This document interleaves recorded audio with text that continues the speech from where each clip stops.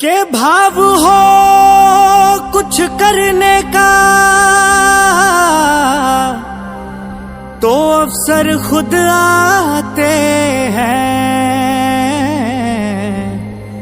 और जो करते खूब सेवा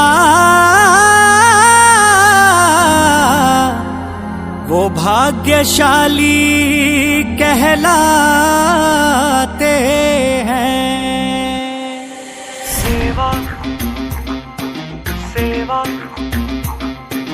सेवा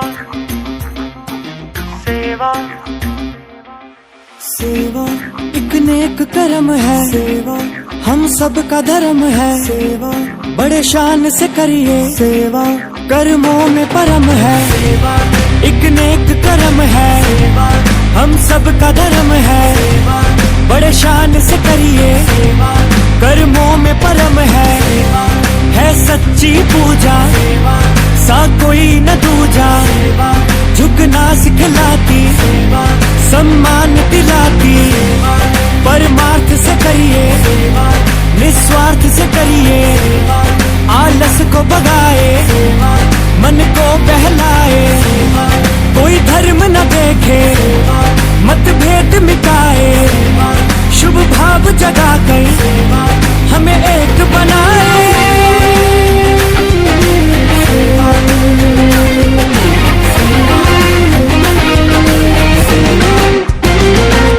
कई भाग्य बना रहे, कई इंतजार में है, करना ना करना तो तेरे विचार में है। भंडारे भरती भरपूर है करती, विश्वास जिताए तुझे खास बनाए, अर्पण है कराती, दर्पण दिखलाती, तुझे नर्म बनाए और तेरा अहम मिटाए। एक ऐसी दवा है जो रोग मिटाती, दुख दर्द भुलाकर शक्ति को बढ़ाती। डर नजर लगाए तो गुप्त से कर लो, है कितने रास्ते कोई एक पकड़ लो।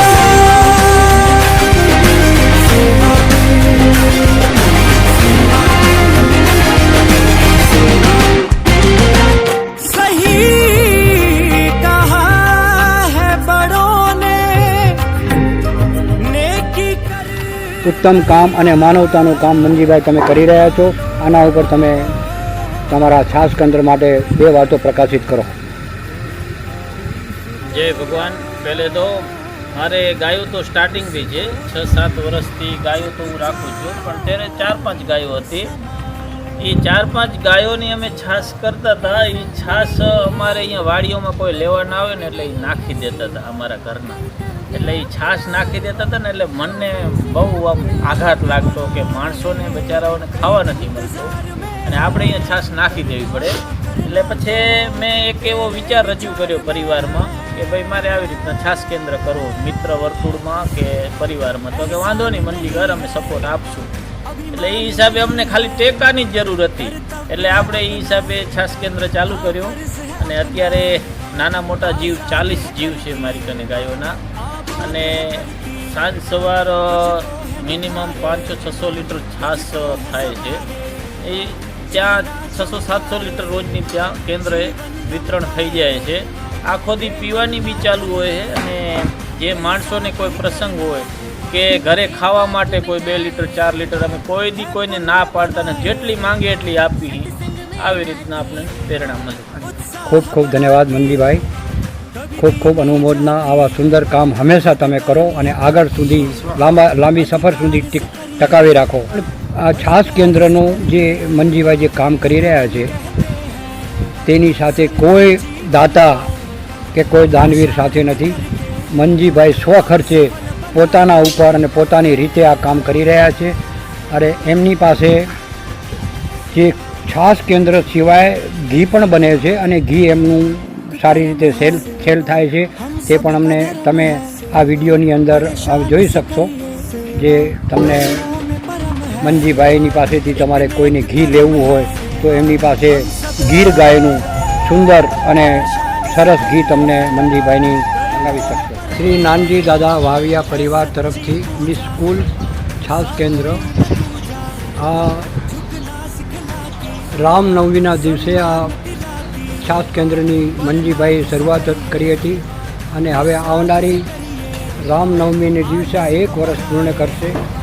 અહીંયા દરેક આ લાભાર્થીઓનું આજે આપણે છાસ લેતા જોયા.